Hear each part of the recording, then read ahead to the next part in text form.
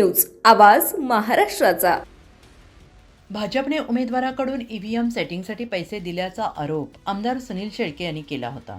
मात्र मावळ तालुक्यात भाजपला बदनाम करण्यासाठी सुनील शेळके यांनी हे भाषण केल्याचा आरोप माजी मंत्री बाळा भेगडे यांनी केला। ईव्हीएम सेटिंग झाल्याचे आरोप सुनील शेळके यांनी ठोस पुराव्यांसह सिद्ध करावेत, अन्यथा अब्रून नुकसान भरपाईला सामोरं जावे लागेल असा इशारा बाळा भेगडे यांनी दिलाय।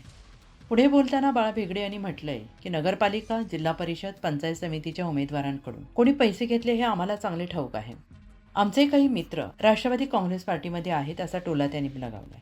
या आरोप प्रत्यारोपांमुळे मावळ तालुक्यातील राजकीय वातावरण चांगलेच तापलेलं असून या प्रकरणावर पुढे काय घडामोडी होतात याकडे सगळ्यांचे लक्ष लागून राहिले।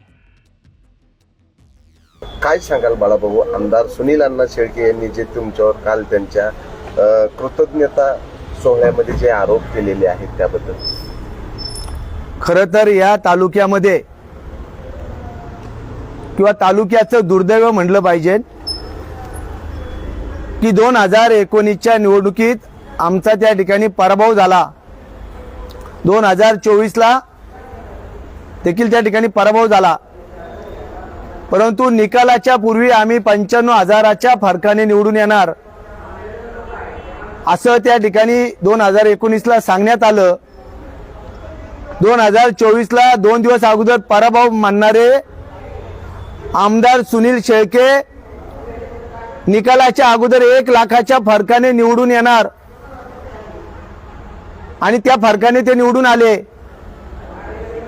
परंतु आम्ही कधी, आमच्याकडे देखील अनेकांनी तक्रारी केल्या, सूचना केल्या की या ईव्हीएम मध्ये काय गडबड आहे का, मतांची चोरी त्या ठिकाणी होते का। आम्ही आमच्या कार्यकर्त्यांना स्पष्ट सांगितलं ईव्हीएम मध्ये असं काही होत नाही, हे चुकीचं आहे। आम्ही कधी त्या ठिकाणी निवडून आल्यानंतर त्यांच्यावर आरोप केले नाही, कधी पत्रकार परिषद नाही किंवा कुठल्या जाहीर सभेमध्ये सांगितलं नाही की अशा स्वरूपाची आमची मागणी आहे की यांनी ईव्हीएम मध्ये गडबड करून हे निवडून आलेले। म्हणलोय का कधी आजपर्यंत याचा एकही पुरावा दाखवा। परंतु काल त्या ठिकाणी बिनबुडाचे आरोप भाजपला या तालुक्यात बदनाम करण्यासाठी जे करण्यात आलेले आहेत, एक तर ते सिद्ध करा, नाहीतर 8 दिवसांनी अब्रू नुकसान भरपाईच्या दाव्याला त्या ठिकाणी सामोरं जावा। ईव्हीएम हॅक करण्यासाठी काही 25 लाख रुपये प्रत्येक उमेदवाराकडनं घेतल्याचंही बोललं गेलं। आता आमच्याच मनात शंका निर्माण झालेली आहे। नगरपालिकेच्या निवडणुकीच्या उमेदवारी जाहीर करण्यापूर्वी नगरसेवकांच्या जे उमेदवार होते त्यांच्याकडून पैसे कुणी नगरपालिकेत पहिले गोळा केले हो? मग ते लोणावळा असेल, वडगाव असेल, तळेगाव असेल किंवा कालच्या जिल्हा परिषद पंचायत समितीच्या निवडणुकीत पहिले उमेदवारांकडून पैसे घ्यायचे। आम्हाला पूर्ण माहिती आहे की प्रत्येक उमेदवारांकडून किती पैसे घेतले। आमचे काही मित्र आहेत ना राष्ट्रवादीत, आम्हाला ती माहिती मिळाली की एका उमेदवाराकडून किती रक्कम घेतली, कुणाला कुठल्या पतसंस्थेतून कर्ज काढून दिलं।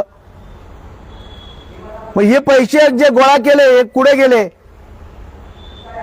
आणि याच्या व्यतिरिक्त त्या ठिकाणी जी रक्कम तुम्ही स्वतः सांगितलं की 30 कोटी रुपये माझे खर्च झाले, मग ते कुठून आणले होते आणि कुठं खर्च झाले याचा पुरावा पाहिजे नसेल तर आम्ही पुरावा बी देऊ। याचा अर्थ या तालुक्यातला कार्यकर्ता बी उद्ध्वस्त करण्याचं काम तुम्ही करताय। या तालुक्याला पैशाच्या माध्यमातून अर्थकारणाचं राजकारण तुम्ही करताय आणि तालुका आज बदनाम करण्याचं काम या ठिकाणी यांच्या माध्यमातून होतं। हे तालुक्याचं दुर्दैव आहे। मग अशा स्वरूपाच्या स्वतः करायचं आणि दुसऱ्यावर ढकलायचं आणि यांनी घोटाळा केला म्हणायचं, हे चुकीचं आहे। या गोष्टीचा आम्ही त्या ठिकाणी निंदा करतो। भाजप सुडाचं राजकारण करते असाही आरोप केला। तालुक्यामध्ये कोण धमक्या दिल्या हो?